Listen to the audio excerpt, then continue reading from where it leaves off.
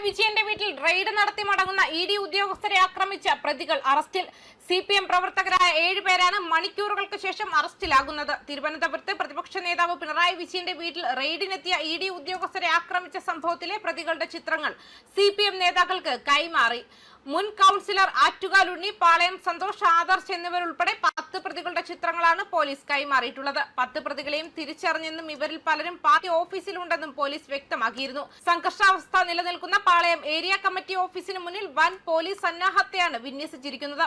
പ്രവർത്തകരെ അറസ്റ്റ് ചെയ്യാൻ അനുവദിക്കില്ലെന്നാണ് സിപിഎമ്മിന്റെ നിലപാട് വന്നിരുന്നത്.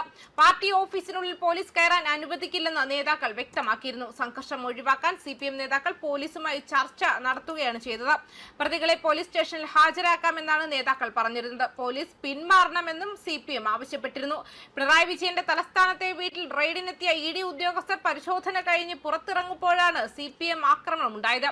ഇഡിയുടെ വാഹനങ്ങൾ അടിച്ചു തകർത്തു. ഇഷ്ടികയും വടികളും ഉപയോഗിച്ചായിരുന്നു ആക്രമണത്തിൽ ഇഡി വാഹനത്തിന്റെ ഡ്രൈവർക്ക് കണ്ണിന് പരിക്കേറ്റിട്ടുണ്ട്. ഇദ്ദേഹത്തെ മെഡിക്കൽ കോളേജിലേക്ക് മാറ്റിയിരിക്കുകയാണ്. ഉദ്യോഗസ്ഥർ വന്ന 3 കാറുകളുടെ ഗ്ലാസാണ് പ്രവർത്തകർ തകർത്തത്.